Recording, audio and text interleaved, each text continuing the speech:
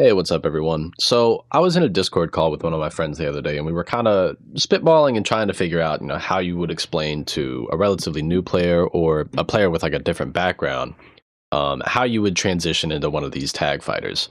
And we just sort of slowly came to the realization that a lot of the fundamentals that you would apply in like a Street Fighter or a Tekken context, where we're talking about like frame traps or rock paper scissors or these sorts of things.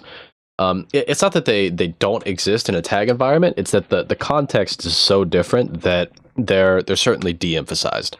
And so I wanted to talk a little bit about one of the elements that gets emphasized in a tag fighter, and that's sort of the strategy element. There's been a lot of hubbub about Crollo's level 2 super. It's called Indoor Fish. He spins 2 bars and he puts out these fish that will go and track onto you and will bite you, and all the while you're able to move around freely, and you've got all the time in the world to try to mix people and open them up and what have you, right? Obviously, it's a very, very good super. This isn't a video where I'm going to try to gaslight you into believing that Indoor Fish is not good, right? Obviously, it's good, but let's talk about some of the ways that you can deal with something like that, right? So I think if you're like from the outside looking in, or maybe you're relatively new to something like this, you'll look at a situation where they've killed the first 2 characters. They've killed on my team Phaeton and Bomber, and then I just come in and then I activate Indoor Fish, I pop over gear, and then I go and I like sweep the entire team, right? Because if you look at his health bar, that character dies very, very quickly, right? So it's easy to look at that and be like, wow, this game is bullshit. This guy was in control the entire time, got him down to the last character, and then still managed to lose just because Overgear and Indoor Fish are incredibly strong. And that's fair. That is kind of the level 1 good assessment to make. But this game has the tools to not allow the situation to come to that. Basically, the counter argument to something like that was, yes, you were in control. Yes, maybe you spent your resources to kill those first 2 characters, but because you allowed the game state to progress to a point where the enemy player both had Crollo on full health, had Overgear still left to spend, and had 5 bars of meter, means that something went wrong well before that, right? Because if you have a character on the team that you want to get rid of, you can come in, you can do a pretty simple route. Oop, as I drop it.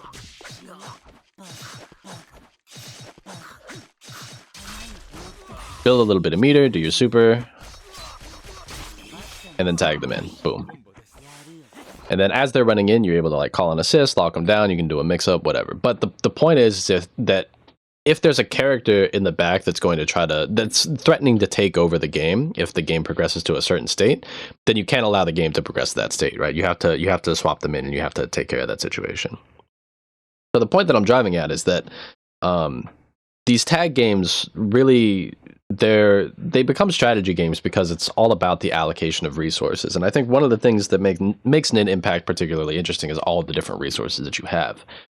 Obviously, in a tag game, you have the first resource, which are your 3 characters.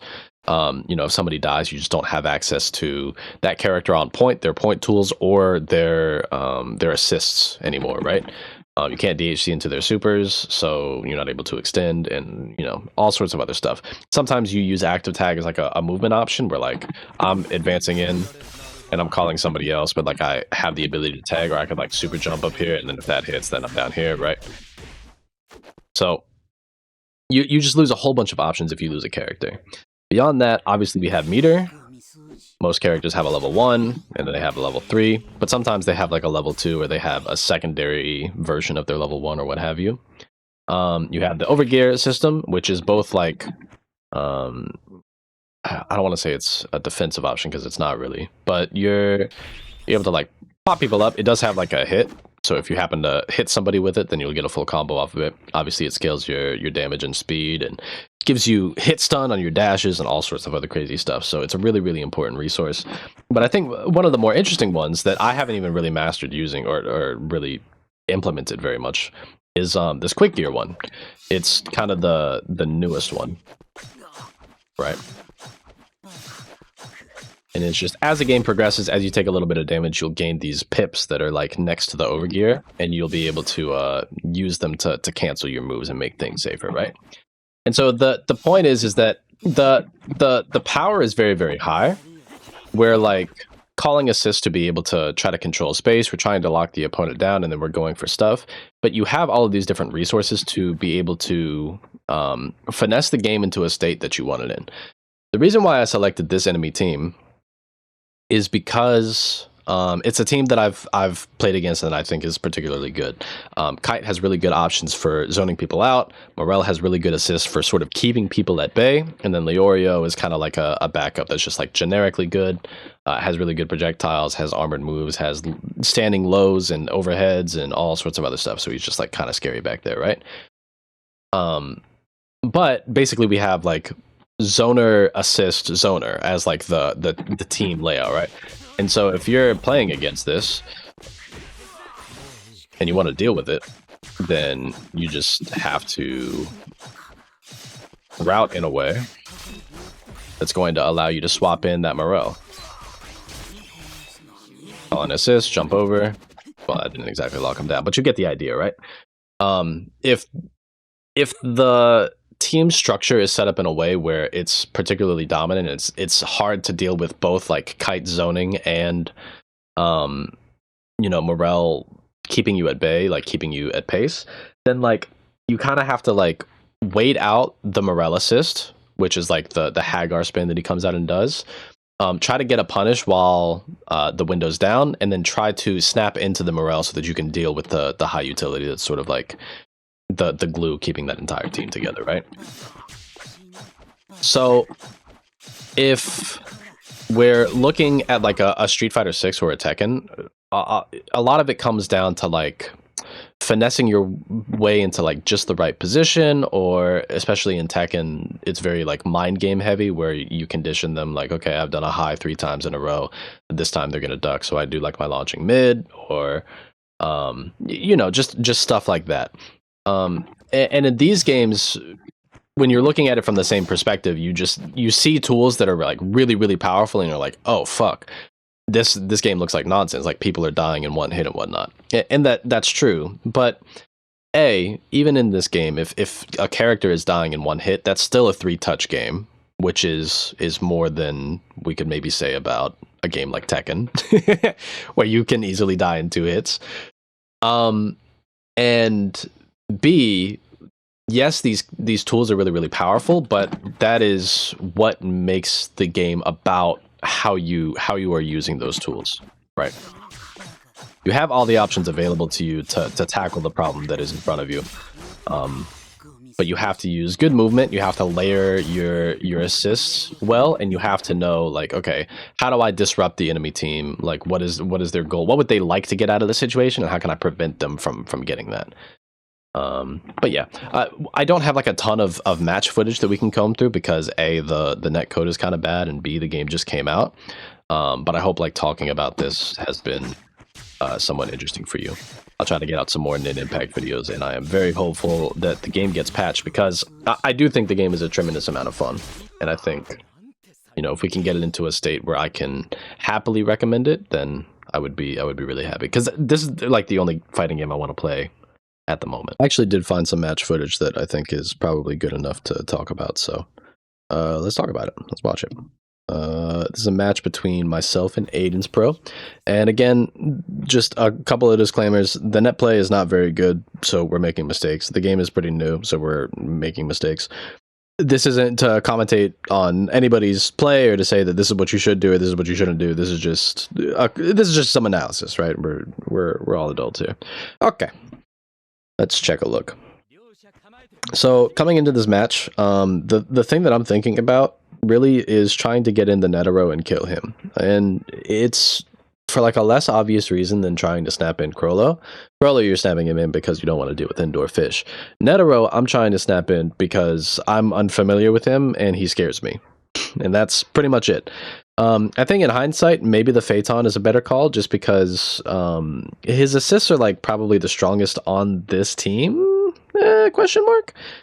They're like generically very good. So maybe by taking him out, you're able to sort of cripple the other 2 characters, but we're going to go for the Netero here. And again, we're just kind of fishing. We get a hit confirmed pretty early on. That's okay. Try to go for Oki. Doesn't really work out, and we end up... We don't really eat a happy birthday, but our character takes a little bit of chip there. Gonna get hit up. No big deal. Catches me. That sucks. We're just chilling, we're waiting. I would like to get the Phaeton out of the active slot, but you have to fight out of the active slot in games like these, so I'm still looking for an opening. There isn't like a really easy way to get into your other character. Like, you either have to call a tag and then active tag into them, or you have to like raw DHC, and both of those are going to leave whoever tries to come in vulnerable. So I have to try to find a hit. So we're kind of slowly working our way in. He sort of crosses himself up. We got to confirm here. And again, we're going to snap in the Netero. And we're just going to run mix, call in Chrollo, get this. And here I'm actually going to drop this combo and end up dying. Like, in an ideal world, we would have landed this hit and probably, like, when I go back, the 10 seconds is so much further than we need it to be. We do this, we snap in the Netero, we lock him down, we get a hit confirm. But right here, I probably, in hindsight, would have just called the combo short and done like another hit here into raw DHC super for the bomber, just to get the Phaeton out of the active slot, get him healing up. And I mean, that's really the only reason you do it. The combo's going to end anyway, so. Bomber comes in on this side because that's the side that we died on. And we're kind of scrambly-wambly for a second. We get a hit. One thing I'll note is that as we're hitting this this Netero, and during basically this entire sequence, right, Aiden has been at 3 bars, because you can only have the number of bars you can have goes up with each character that dies. So because he has 3 characters, he can only go up to a maximum of 3. And as we're going through like this whole sequence here that we've just watched, and I'm not going to force you to watch again, he's not gaining any meter, right? So this is potentially like a 4th, maybe even a 5th bar of meter that he's just missing out on because he's not proactively using his meter. And you could argue that he hasn't found a window to use it, but it's another thing that we could think about. The downside of this situation is that like there is a Razor in the back that we still have to deal with later on. The upside is that he's not gaining any meter, right? End up getting a good air throw there. Kill this character, and now look at this position that we're in. Just from like snapping in a character and then locking them down in the corner and not really allowing the game to progress out of this corner. Now we have like our bomber and our Chrollo. Our bomber is still on point, able to do the on point things. Chrollo is still in the back. We're still gaining meter, and we're sort of locked in for the alternative game plan of let's just call indoor fish 2 times and win the game, right? End up getting tagged, don't get the follow-up there. It's kind of hard to do, to be honest with you. I've seen it done, but it feels inconsistent. Ends up tagging the bomber. We both are dropping combos. Fighting games are hard. And here we're just going to try to go for a checkmate, because it feels like we have him in such a compromising position already. We do this fish. That's the level 1. We're going to pop over gear. We're going to go ahead and go into the level 2. And then we're just going to try to make our dreams come true. We didn't really lock him down in quite the way that I wanted to, but it's enough to close out the game anyway. Cool. We had a game plan, we executed it, it worked. Nice. What happens this game? Another hit confirm. We should build up just enough meter. I'm going to do the super, let all the hits connect. Boom, snap in Netero. All the assist. Try to mix. We're just kind of locking him in. And again, once we call in this Netero, he has to earn his way back out. He can't just like raw tag or something like that. And here we go into bomber. I'm not really sure why. I think I just wanted to play the character. To be honest. And here he dies. So we've used all of our meter, but we've able to kill one of the characters on the enemy team. And this is a pretty pivotal moment, right? So he gets this happy birthday. Boom, spin this meter. Boom, spin this meter. DHC. Now, this is a situation where you should have just popped over gear. Because we have this happy birthday, right? We're hitting him. Boom, another super. But if we check, like, obviously he has overgear here. And this character is about to die, right? If you kill the Crollo in this Happy Birthday, I think the entire game gets way, way easier from this point. And like, sure, you don't have super Omega level 3 Overgear, but at the same time, you don't have to deal with Indoor Fish. Right. So just use the Overgear. It's like a good moment to use it. Now check out Crollo's health. Check it out. Right? Now that he's lived, you recover health so fast in this game. Just look right here, right?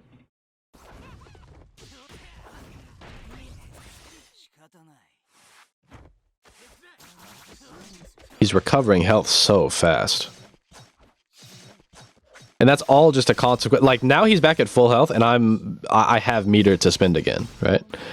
And that's just like a consequence of being resistant to using Overgear before you had like the level 3 one. So it's not like, oh, let me use these tools when they're at their strongest. It's like, let me use these tools when they make sense for the game state that we're in. Because now I'm being stupid, I'm mashing buttons when I shouldn't be. But now we have like Crollo, 3 bars, and Overgear. And we're very close to getting that other bar. I'm going to get tagged by the level 3, which is going to delete the Indoor Fish, so it doesn't matter. But the point still stands that, like, even though Aiden is going to win this round, it would have been so much more convincing and so much easier if he just popped the Overgear in that one sequence. You wouldn't have had to try to finesse and try to make sure that you have level 3 by the time Crollo comes out to be able to get rid of the Indoor Fish. That was a good active tag, I like that. Little air throw for your bitch ass. And now we're getting Happy Birthday. I think this is another situation where you could probably pop Overgear and just kill these characters. Like, rather than DHC into Razor, you can probably just pop Overgear and do another level 1 with Netero, and that'll kill the Bomber. And you could argue that the Bomber is like the least threatening character on this team. I would certainly argue that, but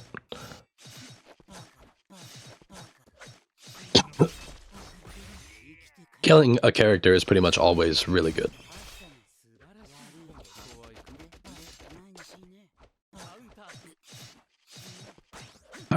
I remember in this match, I started to consider that the Phaeton might be a bigger threat than the Netero. I kind of tried to kill him. But I also just wanted to keep him on his toes.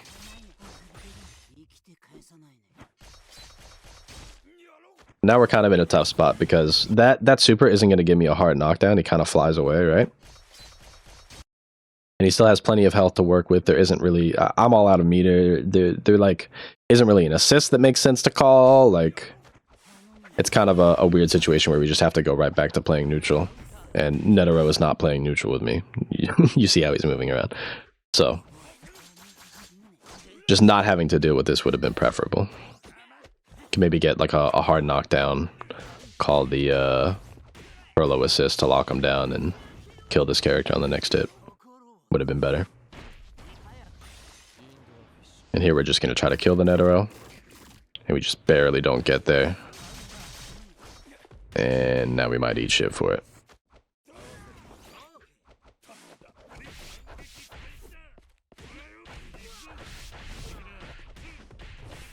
Fortunately, the Crollo is now in that back slot. We're moving around. The thing with Razor is always trying to get above you because he has that really obnoxious kick right there, and he has the really obnoxious special move that he calls down that's just like right below you. So he's always going to be like super jumping and air dashing and all of that kind of stuff.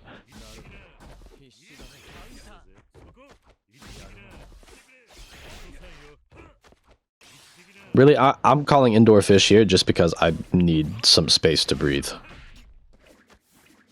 Calling the Bomber to try to let Crollo heal up a little bit. If I can get another second Indoor Fish, that might be the only way to actually get back into this match. It's kind of what I'm thinking at this point. So we're trying to finesse with Bomber, try to get that second bar. And we found it all right. By dying to that insane 2H out of Phaeton. Indoor Fish putting in work here.